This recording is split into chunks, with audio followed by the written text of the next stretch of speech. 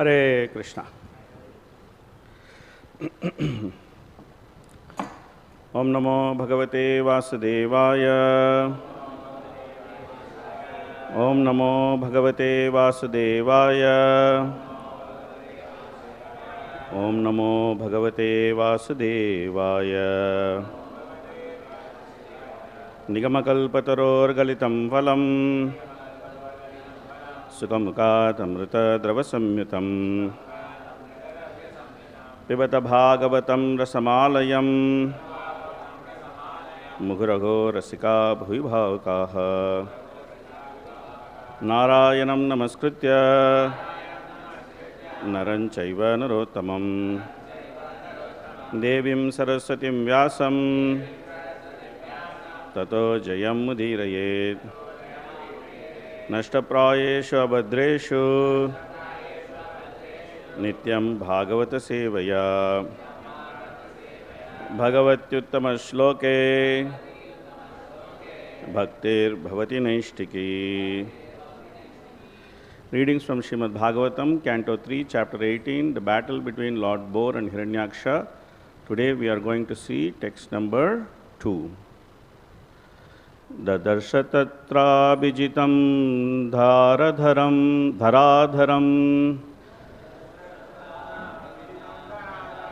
dadarśa tatrābhijitaṁ dhārā-dharaṁ pronnīyamānāvanim agra-daṁṣṭrayā pronnīyamānāvanim agra-daṁṣṭrayā muṣṇantam akṣṇā sva-ruco ruṇa-śriyā muṣṇantam akṣṇā sva-ruco ruṇa-śriyā jahāsa cāho vana-gocaro mṛgaḥ jahāsa cāho vana-gocaro mṛgaḥ dadarśa tatrābhijitaṁ dharā-dharaṁ pronnīyamānāvanim agra-daṁṣṭrayā muṣṇantam akṣṇā sva-ruco ruṇa-śriyā jahāsa cāho vana-gocaraḥ mṛgaḥ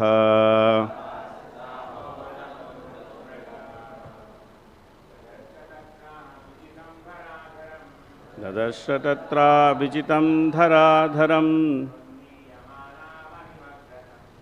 pronnīyamānāvanim agra-daṁṣṭrayā muṣṇantam akṣṇā sva-ruco ruṇa-śriyā jahāsa cāho vana-gocaro mṛgaḥ dadarśa tatrābhijitaṁ dharā-dharaṁ pronnīyamānāvanim agra-daṁṣṭrayā muṣṇantam akṣṇā sva-ruco ruṇa-śriyā jahāsa cāho vana-gocaraḥ mṛgaḥ. Mataji.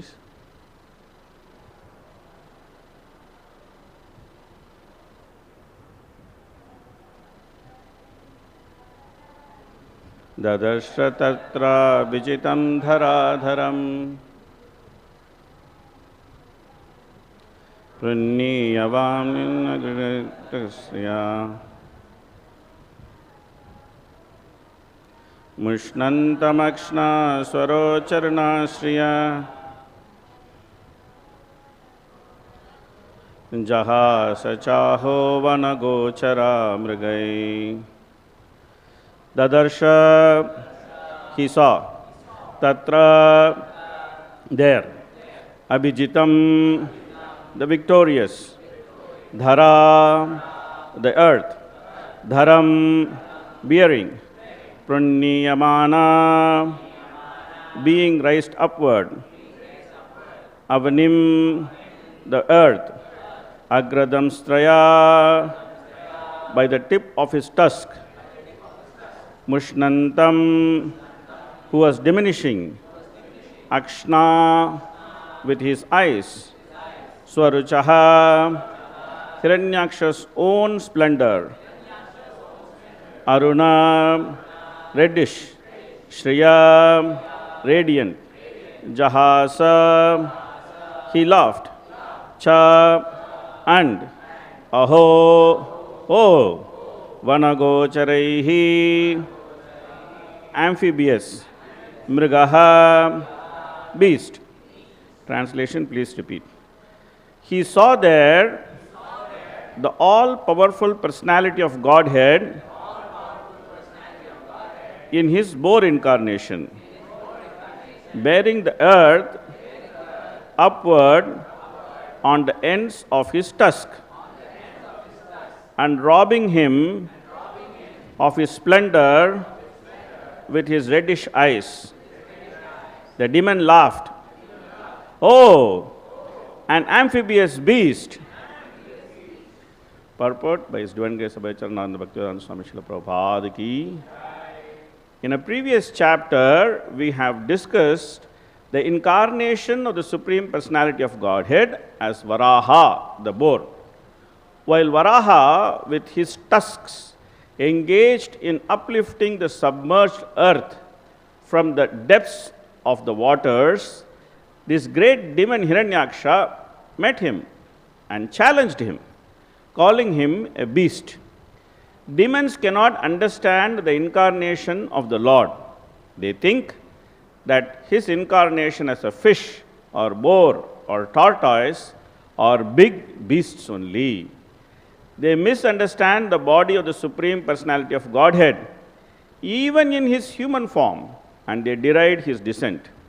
In the Chaitanya Sampradaya, there is sometimes a demoniac misconception about the descendant of Nityananda Prabhu. Nityananda Prabhu's body is spiritual, but demoniac persons consider the body of the Supreme Personality to be material, just like ours. Avajananti mudha.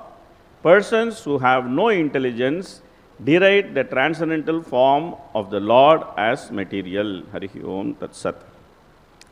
Om Ajnanatimrandasya Jnananjana Shalakaya Chakshurunmilitam Yena Tasmai Shri Gurave Namaha Sri Chaitanya Manobishtam Stapitam Yena Bhutale Swayam Rupa Kadamahyam Dadadi Swapadantikam Vandeham Shri Gurun Sri Yuta Padakamalam Shri Gurun Vaishnavamscha Shri Rupam Sagrajatam Sakagana Raghunathanvitam Tam Sajivam Sadvaitam Savadutam Parijana Sagitam Krishna Chaitanya Devam Shri Radha Krishna Padan Sakagana Lalita Shri Vishakhanvitamscha He Krishna Karuna Sindho Dinabandho Jagatpate Gopesha Gopika Kanta Radha Kanta Namostute Tapta Kanchana Gaurangi Radhe Vrindavaneshwari Vishabhanusute Devi Pranamami Hari Priye Vancha Kalpatarubhyascha Kripa Sindhubhya Evacha Patitanam Pavanebhyo Vaishnavebhyo Namo Namaha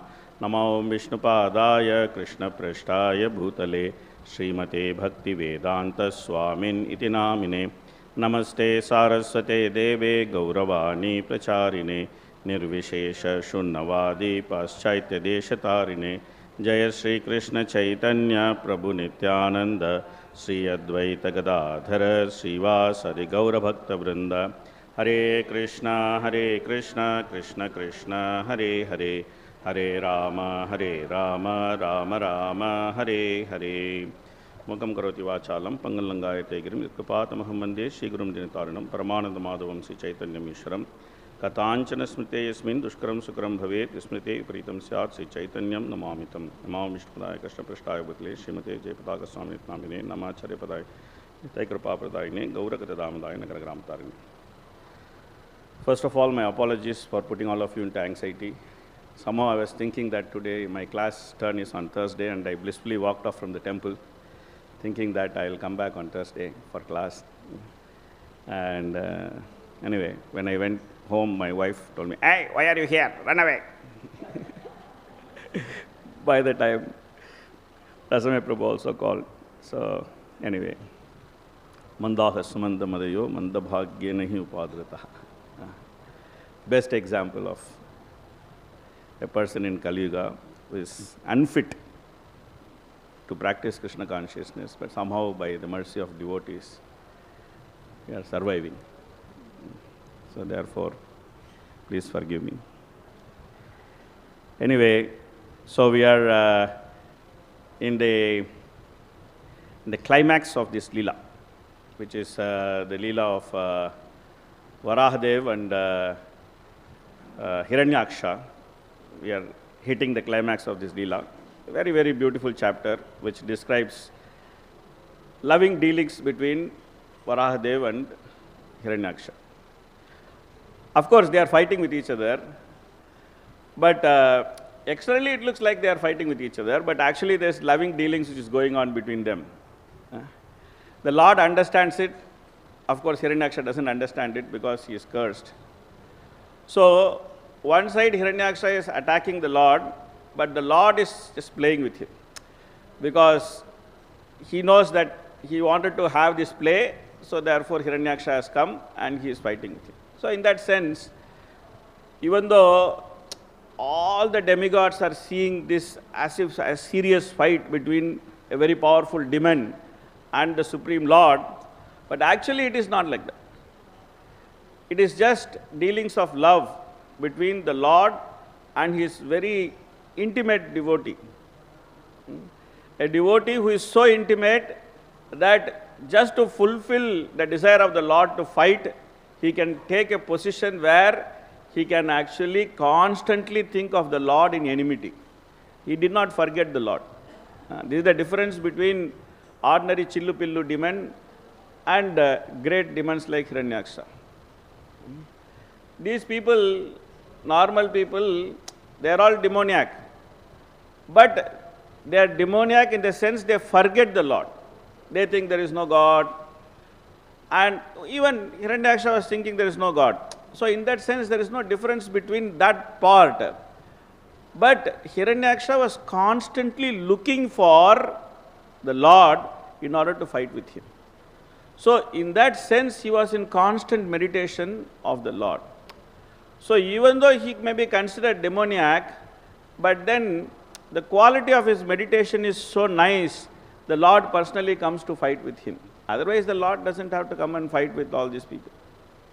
He just personally comes to fight with him. So in that sense, it's when we read through the pastime, we can actually read through the pastime in such a way that how sweet it is. You know, Hiraṇyākṣa is finding very difficult words. Somehow or other, he wants to berate the Lord. He is calling him vana-gocaro, amphibious human beast. And he will call him few more names in the coming shlokas. But then our acharyas have explained that how Saraswati was sitting on the tongue of the demon, and while externally he was abusing the Lord, but actually the meaning of these words can be seen in such a way that he is actually glorifying the Lord. So therefore, even his abuse is glorification. Even his abuse is glorification. So therefore, it is very interesting, very, very, very sweet pastime of how the Lord fights with Hiraṇyākṣa, and even with Hiranyakashipu also. Very, very sweet, very sweet. Especially the intensity of that sweetness can be seen in how the Lord allows Hiraṇyākṣa to take superior position in fighting. For some time he allows, okay, enjoy man. He takes superior position in fighting. Anyway, whenever there is discussion of Lord Varaha, I always get very enthusiastic because my hometown Kumbakonam is originally Varaha Kshetra. So then Lord Shiva came and took over. He came and he did some pastime of breaking the Amrita Kalasha, and then one part of Amrita Kalasha came and fell in the big tank there. It is called Mahamaham tank. And then it's still nectar. And then because of that, the place came to be known as Kumbakonam. But before that, it was called as Varaha Kshetra. And the deity of Varaha is there, Bhu Varaha Perumal. the deity of Varahadev is there. So he is the original of my hometown. So I have some special attachment to Varahadev. Whenever there is some discussion of Varahadev, I become very interested, because I think that he is my Lord, from my place. He is from my place. Whenever we see people from our place, we become very interested. So Varahadev is from my place. So I have some interest with him. Of course, because he recovered Mother Earth, the whole world actually belongs to him. Many people rented the world from him. Varahadev is the landlord. Even our Tirupati Balaji also rented Tirupati from Varahadev only. That Tirupati actually originally belongs to Varahadev.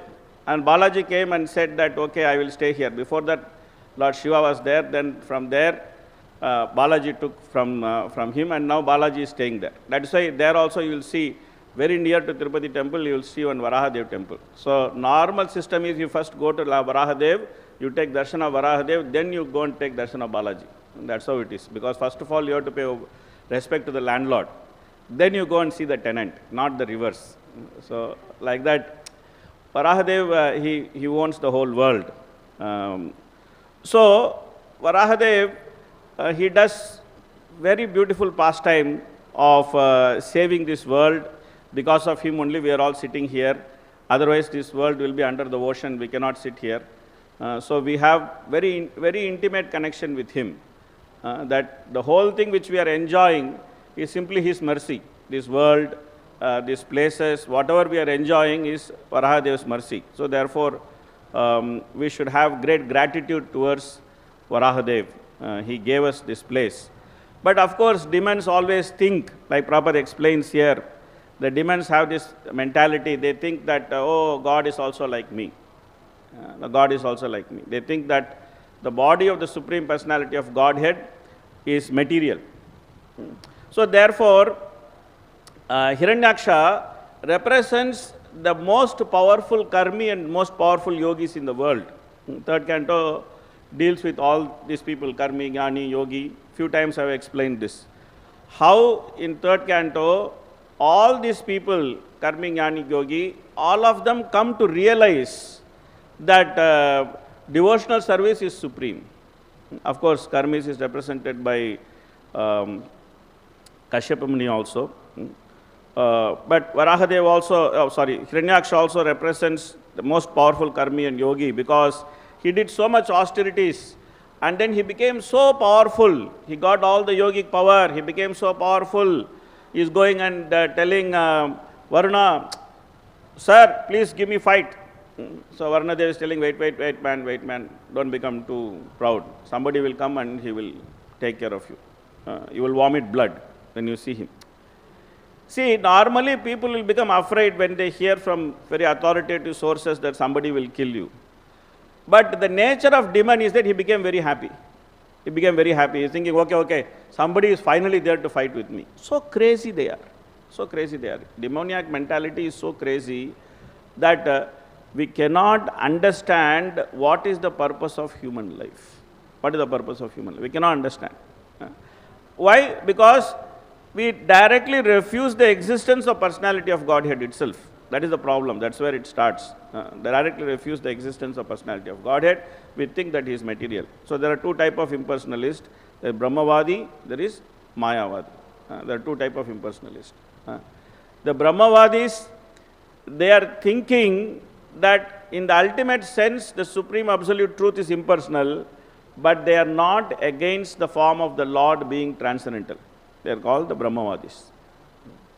But the Mayavadis, they are actually offenders of Krishna. They think that Krishna's form is material. They think that all these incarnations, all the forms of these different incarnations, they are material. They think that when the Brahman takes a form in mode of goodness, then it becomes this kind of gods. And they don't differentiate between one god and another god. They don't differentiate between God and man. They think that everything is same. So therefore, these people are offenders of Krishna. Offenders of Krishna. Therefore, the destination of Mayavadis is hellish planets. They are not going to some Brahmajyoti, they are not going to merge in Brahmajyoti, even though they are thinking like that. The Brahmavadis are going to stay in Brahmajyoti. But the Mayavadis, because of their offense to Krishna, they are not going to Brahmajyoti, they are simply going to hellish planets. Prabhupada explains in 3rd canto on purport that they are going to a hell called as Andhatamishra. There is a hell called as Andhatamishra, and that is the destination of the Mayavadis. So therefore, we should always try to defeat Mayavada philosophy. This is one of the important missions of the International Society for Krishna Consciousness. It is there in Srila Prabhupada's Pranam Mantra itself, Nirvishesha Shunyavadi Paschaitya Desa Tarine. That we cannot accept the Mayavada philosophy. Not only that we cannot accept, we have to systematically defeat them. Systematically we have to defeat them. We should be prepared to face these Mayavadis and systematically defeat them. So therefore, Prabhupada gives many references, from Vedic literature. How the Lord is a person, he is not impersonal. From the Shruti, Prabhupada gives so much of evidence. Of course, in Bhagavad Gita, the Lord himself says, Avajananti mam mudha, which is quoted here. But Prabhupada also gives lot of evidence from Shruti, that Brahmanyo Devaki Putraha, the Supreme Brahman is the son of Devaki. Like that, there are many evidences Prabhupada gives that how the Supreme Lord is the one who actually maintains everybody. Nityo Nityanam Chaitanas Chaitananam Yeko Bahunam Yo Vidadhati Kaman. So in Ishopanishad also it is said, Ette Rupam Kalyanatamam Tatye Pashyami Yo Asavaso Purushakas Sohamasmi. So there it very clearly says that Lord has a form which is completely transcendental and fully auspicious. Ette Rupam Kalyanatamam, it says. So Hiranmayena Patrena Satyasya Abhijitam Mukham Tattvam Pushanapavruno Satyadharmaya Drishtaye. Ishopanishad is saying that you please remove that glaring effulgence so that we can take darshan of your lotus face. Clearly it is said in Ishopanishad that there is a glaring effulgence which covers the form of the Lord. So therefore, to consider the Lord as impersonal, even though the Brahmavadis are accepting the Lord's form, but still they are condemned. Why they are condemned? Because they don't accept that the form of the Lord as ultimate. Of course, we have seen in this past time how the ultimate Brahmavadis, the 4 Kumaras, when they actually experienced the aroma of the lotus feet of the Lord and the tulsi and the pollen grains which had fallen from the flowers of the Lord's garland, when they actually experienced that aroma, then immediately they lost the taste for impersonal Brahman and they become personalist. So already we saw this.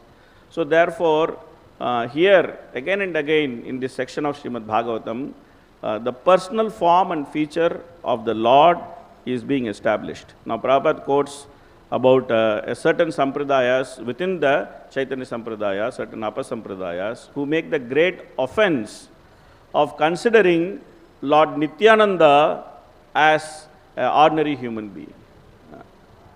He talks about them.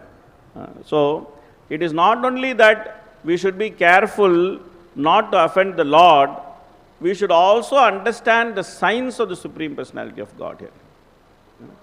That what are his incarnations, what are his expansions, how his different energies are working. Panchatattvatmakam Krishnam Bhaktarupa Swarupakam Bhaktavataram Bhaktarkyam Namami Bhakta Shaktikam. Krishnadas Kaviraj Goswami is saying in Chaitanya Charitamrita, in Mangalacharana, he is explaining the 5 eternal truths. The Lord's expansion, the Lord's incarnation, the Lord's internal potency, and the Jiva Shakti. He is explaining, and the Lord himself. So therefore, the nature of everything should be understood. The nature of everyone and everything should be understood. That's very important to understand the science of Krishna consciousness. Therefore, Prabhupada actually used the word science, science of Krishna consciousness. Of course, in Chaitanya Charitamrita, there's a huge purport.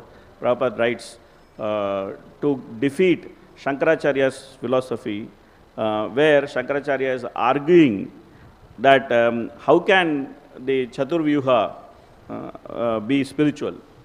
Shankaracharya makes many arguments that the Chaturvyuha expansion cannot be spiritual.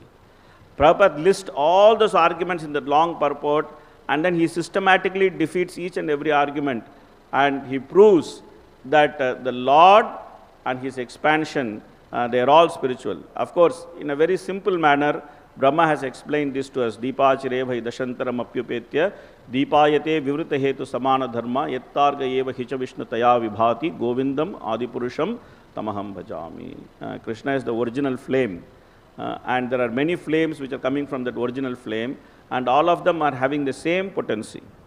And especially Nityananda Prabhu in Chaitanya Charitamrita, he's explained that how Nityananda is the source of all Purusha incarnations. As Balaram, Nityananda Balaram, he is the source of all Purusha incarnations. And he is explained as the Supreme Personality of Servitor Godhead. He is the Adi Guru. He is the Supreme Personality of Servitor Godhead. So he is serving the Lord in all capacities, in all humors, in all rasas, in all capacities, he is serving the Lord. So therefore, he is the best person to learn how to serve the Supreme Personality of Godhead. The Supreme Personality of Godhead himself expands into Balaram in order to teach the science of service to the Supreme Personality of Godhead. And Balaram further expands into the Chaturvyuha and the different incarnations and the Purusha avatars. So the whole science of how all these things are there, this has been nicely explained by Mahaprabhu. So therefore, anyone who wants to understand the science of Krishna consciousness, they should very carefully read Srimad Bhagavatam, they should very carefully read Srimad Chaitanya Charitamrita to understand the truth about the Supreme Personality of Godhead. And when we understand the truth about Supreme Personality of Godhead, then we can better appreciate our own position with respect to the Supreme Lord. Otherwise, we will always be in this danger that somewhere or other we will make the mistake of making such misjudgments. It's very important to understand the position of the Supreme Lord, the position of his expansions, the position of the pure devotees, the different grades of devotees, the position of pure devotees. So therefore, Rupa Goswami explained these things in Bhakti Rasamrita Sindhu and the Nectar of Instruction, that what is the respective position of the pure devotees and the other devotees, and how to utilize the association of a pure devotee in order to understand the science of Godhead. Here, he is saying, Hiraṇyākṣa is calling the Supreme Lord as amphibious beast, because he is seeing the Lord is entering the water and he is trying to do whatever he is doing, and simply by looking at him, there is not even fighting, there is no fighting also. Simply by looking at him, the Lord was able to diminish his potency. It is very nicely said that robbing him of his splendor with his reddish eyes. The Lord simply looked at him. Otherwise, Hiraṇyākṣa was very effulgent because of his power, because of his different mystic powers which he possessed, looking very effulgent. But the Lord simply looked at him. By looking at him, he reduced his potency. That is the power of the Supreme Personality of Godhead. That simply by look, he was able to reduce the potency of Hiraṇyākṣa. But Hiraṇyākṣa doesn't understand. He is thinking, oh, this is another beast. I have seen many beasts. I myself am a beast. So this is another beast. And this beast seems to be very powerful because I push the earth down and this beast is taking the earth up. That means we are having some equal power. So we can go and fight, and I can have a nice time fighting with this beast. I can just, kill this beast. I can become even more powerful. I can become more famous, like that. But he doesn't know that he is going to get easily killed by the Lord. there's a big fighting going on between Hiraṇyākṣa and Hiranyakashipu. Of course, Hiraṇyākṣa and Varahadev, you are going to see that fighting is very elaborately explained, how they were all maneuvering like this, like that, fighting. But in the end, when the Lord had to kill Hiraṇyākṣa, he just touched him and he died. This is the most beautiful part. All that fighting was going on, so much heavy fighting was going on. It's not that the Lord had to do so much to kill Hiraṇyākṣa. Just one touch, and then Hiraṇyākṣa died. And that also how he died. He fell from, he was flying and they were fighting. And from there he fell on the ground and he was vomiting blood, just like Varuṇadev said, that you will vomit blood and you will fall down. So like that, he died. So the Lord did not use much effort to kill him. So therefore, the whole fighting was a drama. It's an interesting drama. It put a lot of people into anxiety, but ultimately it was a drama. Brahma was getting very, very anxious. Oh, the time is changing. The Lord, the time for demoniac people to become very powerful is coming. So please quickly kill him. But who is time? The Lord himself is time factor. Sometimes people are more afraid of the time factor than the Supreme Lord. And sometimes Lord himself is confusing people. In 8th canto, when Bali actually defeats Indra, then they all go to the Supreme Lord. And Supreme Lord is telling them, what to do? Time factor is very powerful. So therefore, the demons are very powerful due to time factor. So you should go and make friendship with them. Who is the time factor? The time factor is the Lord himself. But people relate more with the time factor and less with the Lord. Why? Because of demoniac mentality. Everybody accepts time factor. Jarasandha is telling Shishupal, what to do? You wanted to marry Rukmini, but the time factor is favoring that fellow Krishna. So therefore, this Krishna has taken away Rukmini, but you should not be worried. Because why? Time will change. When time changes, we will become powerful. And then we will go and fight with him and we will kill this Krishna. So the demons are very expert in making their plan to kill Krishna. Even today, the modern scientists who represent these great demons, they are making so much plan to prove that this whole creation is godless. It's a godless creation. There are so much plans they are making to prove. They want to do this research, this theory, that theory, they want to bring, and somehow or other, they want to prove that God doesn't exist. But however they try to prove, however they try to apply their brain, simply by they are taken over by the time factor. And after some time, one scientist who makes such a big noise, it doesn't exist anymore. Then one more scientist comes, he makes more noise. And they cannot even figure out what is matter. Forget trying to figure out what is spirit. Till today, scientific community has not figured out what is matter. Because their idea of matter is constantly changing. Their idea of matter is constantly changing. They thought matter is finite. Now they are thinking that matter is not finite. Matter may be finite, may be fluid. So they are very confused about what matter is. So then, it is also gross matter. They didn't even still go to subtle matter. Because subtle matter is there, mind, intelligence, false ego is there. They are still struggling to understand gross matter. Then comes subtle matter. Then comes the spirit soul, then comes the Lord. So therefore, the best way to understand the Supreme Personality of Godhead and his pastimes is to submissively hear from an authority, from a pure devotee. Simply by hearing Srimad Bhagavatam, Chaitanya Charitamrita, from a pure devotee, from the mouth of pure devotee, we can actually understand the science of personality of Godhead, which cannot be so easily understood otherwise. In Bhagavatam it is said that unless we are favored by the lotus feet of the Supreme Personality of Godhead, we can never understand him. We can never understand him. We can read Vedic literature for long time. The different great personalities, they have read Vedic literature for long time.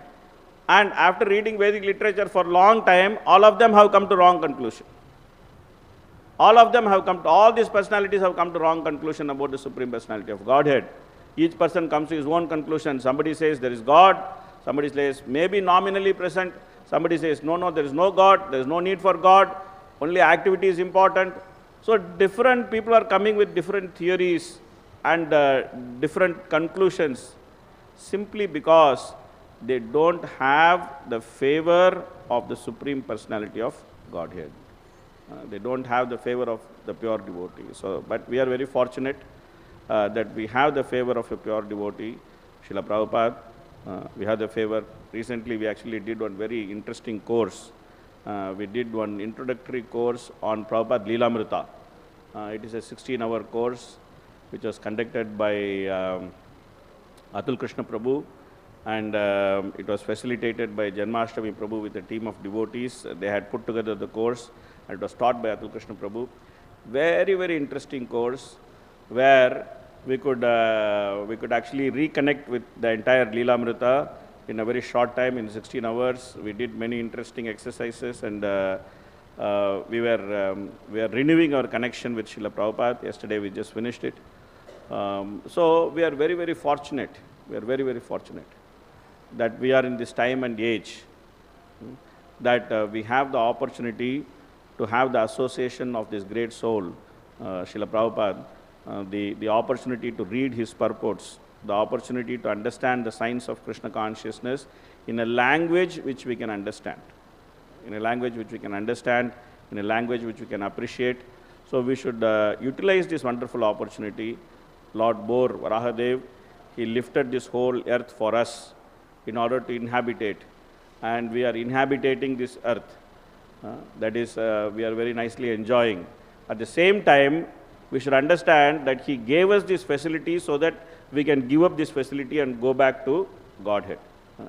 So therefore, in understanding the pastimes of Lord Varahadev, we should also understand the opportunity which he has given to us, and we should try to utilize that opportunity simply by chanting Hare Krishna, Krishna Krishna, Hare Hare, Hare Rama, Rama Rama, Hare Hare. Relish these wonderful pastimes and try to go back home, back to Godhead. Okay? Any questions, comments, anything? Yes. Prabhuji, Hare Krishna, Prabhuji. You were saying that there is one different meaning for vana-gocaro, that like in a form of glorification. So what was that? So you have to wait. It will come in the next verses. In one purport, Prabhupada actually explains the meaning of all those things. So I don't want to take away that class. So you wait, you come your daily, in one of the purports it will come, where Prabhupada actually takes up the explanation of Vishnu Chakravarti Thakur, and then explains that how these different, these words of insult actually are glorification. Let us keep some suspense. Okay? Anybody else? Anything? Any question, comment? Okay, no question, no comment. We finish the class here. Hare Krishna, Krishna Krishna, Hare Hare, Hare Ram, Ram Ram, Hare Hare. Srimad Bhagavatam ki, Srila Prabhupada ki, Gaur Premanande. Thank you very much.